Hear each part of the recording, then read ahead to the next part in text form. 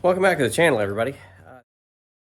Today's video is going to be another little short one. I've done a lot of little short videos lately, mainly it's because I've been short on time lately, and also that's a short wheelbase vehicle, so I figure it just lines up. I've been doing a lot of little things on the Dodge Raider, none of which would rate its own video, but now that I've done a few of them, I guess we'll just sort of combine them all together, and I'll tell you what's been going on.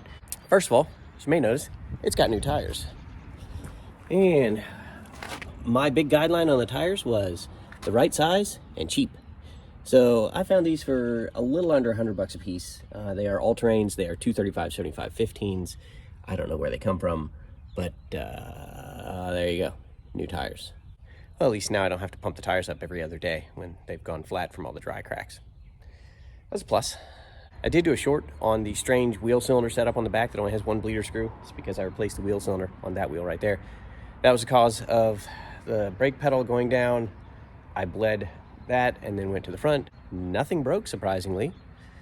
I know, right? And now I've got a good brake pedal, so I'm not gonna mess with that, even though the master cylinder and other wheel cylinder are probably questionable. I did attempt to buff some of the paint out with just like a show car gloss that I had, and it made a slight difference, but nothing that's, you know, too fantastic to write home about or show off in the sunlight. Also, I got the parts in and installed for the like 92 to 99 Montero license plate light and hatch latch cover, plus the hatch latch. So that's all installed with some slight modifications, but it does work. You definitely have to change some things here. I'm not going to show you all the extra holes I drilled to make this happen, but you know, it's there and it works. Look at that, perfect. Except right there, that's not perfect, or the other side, but don't look at that, it works. Now let's take a look at what I have broken and modified on the inside. Ooh, I don't know what that sound was. The hazard switch was not letting the turn signals work. So this is what's left of the hazard switch.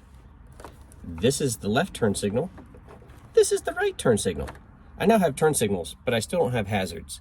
The only hazard is the live wires hanging out right here next to the key and the ignition. You just sort of push them back that way every time you start it, and it's just fine.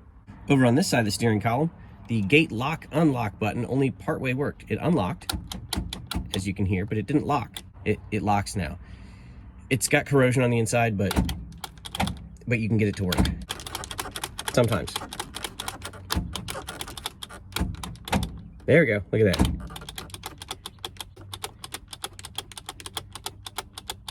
There you go. You have to pump it up. It's like those Reeboks from the 90s. And on the passenger side, watch out for the bricks. If we go to the back, I have partially repaired the rust hole that is over this rear wheel well. Look at that. That's not going anywhere. All right, done. Next, let's check under the hood. I've developed this rust hole in the hood slightly better. Look at that. I'm thinking about putting like a mini hood scoop there so it looks like forced induction.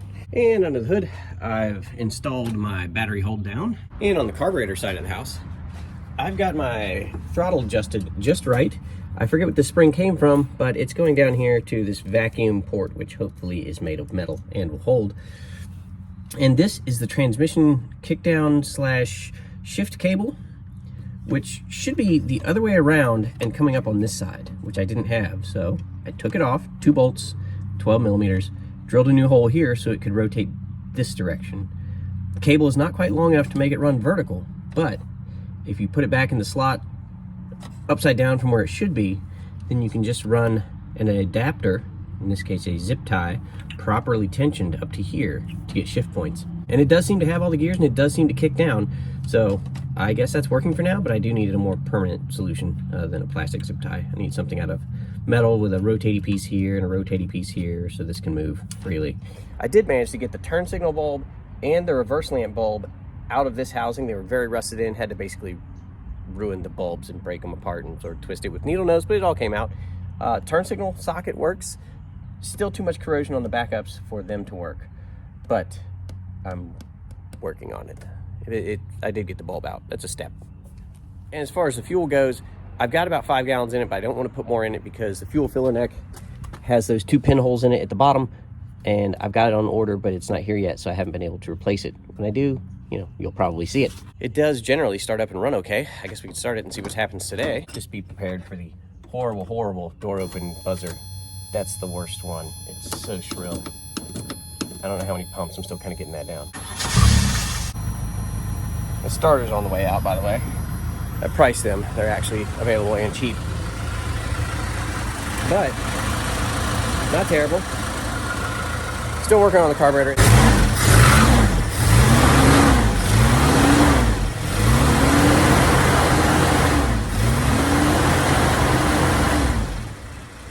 Yeah, still a little lean. It's got about 35 psi of oil pressure at idle, which is good. And that's really about all I've had time to do so far. Like I said, lots of little jobs and checking things and cleaning things. It's got good tires. It's got decent brakes. It has an exhaust system now. That was a whole video. Turn signals work, so it's pretty roadworthy, but the gas gauge is questionable, as is the temperature gauge. So I'd really like to work on those two things before I put it out on the road for any length of time, other than, you know, 1, 2, 3 mile trips out to the gas station or parts store. That's gonna do it for today. Don't forget to hit that like button while you're here. Leave me a note in the comments, whether it be for good or for bad. Doesn't really matter to me. And thanks for subscribing, everybody. I'll try to get some more things done, and when I do, you'll see them here. And we'll see you next time.